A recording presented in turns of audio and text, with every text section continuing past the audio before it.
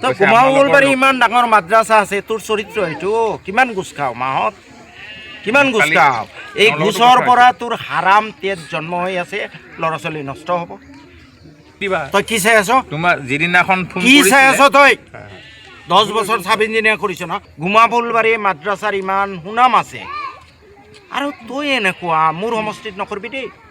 ভৰি থ'বলৈ তই এনেকৈ 2 নম্বৰী হ'লে ভৰি থ'বলৈ দুঃসাহস নকৰিবি মোৰ সমষ্টিত। আজি যদি মই নাহিলোহেঁতেন ফাউণ্ডেশ্যনত, টেল মি ব্ৰাদাৰ, বেলেগ জেগাত মোক আগতেও ইহঁতে কৈ আছে ছাৰ এইটোতো চেঙা সমষ্টিত, বোলে ষ্টপিড, এইটো মোৰো সমষ্টি। আজি বেলেগ জেগাত আৰ চি চি হৈ গ'ল। ময়ো প্ৰথমতে কৈছিলোঁ চেঙা বুলি, মই মিলন বজাৰ চেঙা বুলি কৈছিলোঁ। তেতিয়া আকৌ আপোনাক ক'লোঁ নে নহয়, তাত আমাৰ ডিছকাছ হৈছে এসপ্তাহ আগত, 1 week before we have discuss. তেওঁ যেতিয়া ক'লে মই বোলো চাই ল'ব দেই, এটা কিজানি চেঙাত পৰে নেকি, এওঁ কৈছোঁ নে নাই?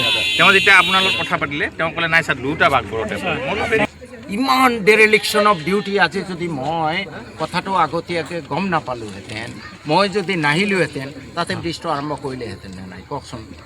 আপুনি তেওঁৰ এছ ডি অ', আপোনাৰ পৰামৰ্শ মতে সি চলিব লাগে।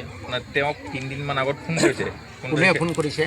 কণ্ট্ৰেক্টৰে তেওঁক 3-4 দিনমান আগত ফোন কৰিছে। ফোন কৰোঁতে তেওঁ সেইটো কথা ক'লে, মিলন বজাৰটো অৰিজিনেল চেঙা আৰু বাঘবৰৰ বৰ্ডাৰ এৰিয়া অলপ পৰে বুলি মোক ক'লে। আৰু মই আৰু কোনে ক'লে সেইটো আগত কৈছিলে, বাপুকে কৈছিলে, মিলন বজাৰটো কিছু আছিলে। তাৰপিছত এক মিনিট মোৰ কথাটো শুনি, মই নিজে তেওঁক ফোন কৰিছোঁ।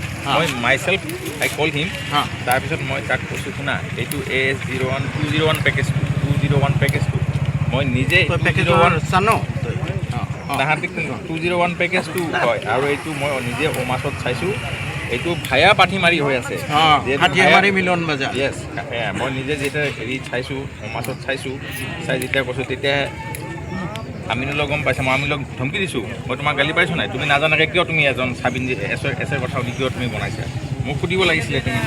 তাৰপিছত মই কালি নিজে পেকেজটো ওমাছত চাইছোঁ। ওমাছত চাই যেতিয়া চাইছোঁ মাজৰ চৰ ঈদগাহটো খাটিয়ামাৰি মিলন বজাৰ ভায়া পাঠিমাৰি, এইটো লিখা আছে। আৰু ইন দ্য মিন টাইম যেতিয়া কামটো আহিছে, কামটো তাত ভেৰি ক্লিয়াৰলি লিখা আছে AS0 পেকেজ নাম্বাৰ AS0201। 201টোতো PM01ৰ, সেইটোতো আজি 10 বছৰ আগতে হৈছে। মইতো 10 বছৰ আগত নাই, ইয়াত আহিবলৈ মোৰ 2 বছৰ হৈছে।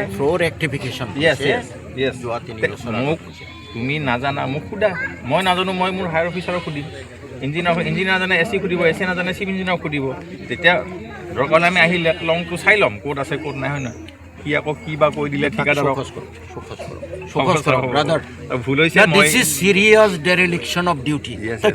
নাজানিলে মোক সুধিবা। তই কি চাই আছ? তোমাৰ যিদিনাখন ফোন কি চাই আছ তই? 10 বছৰ চাব ইঞ্জিনিয়াৰ কৰিছ না? প্লিজ ব্ৰাদাৰ, হ'ব মই চাইটো। This is serious dereliction of duty. It is a good luck that I have come to the field for foundation stone laying. Otherwise, he would have misguided the contractor, or maybe in connivance with the contractor, he would have gone for construction of that side. In that side, it is the duty of the executive engineer, and maybe on his behalf, his subordinate engineers, SDO or anybody, should give the side. He is not at all authorized. This is stupid guy. চেঙাত কৰি থাকিবি, এইবোৰ বেলেগ সমষ্টিত কৰি থাকিবি, মোৰ সমষ্টিত এইবোৰ নচলিব। তোক ক'ব লাগে মই চিনি নাপাওঁ, তোৰ ছাৰক সুধিব লাগে, ইঞ্জিনিয়াৰক সুধিব লাগে, এইবোৰ চব তাজুদ্দিনে চব জানে। কল তাজুদ্দিন অলছো, মই তাজুদ্দিনকো ফোন কৰিছোঁ। তাজুদ্দিনে কৈছে ছাৰ মই ব্ৰিজটো নাচাওঁ, এনে ব্ৰিজটো মই ইমান আইডিয়া নাই। He knows the location. কালি তুই ইমানখিনি ৰাতি 10টা বজাতহে মই গম পাইছোঁ যে বেলেগ জেগাত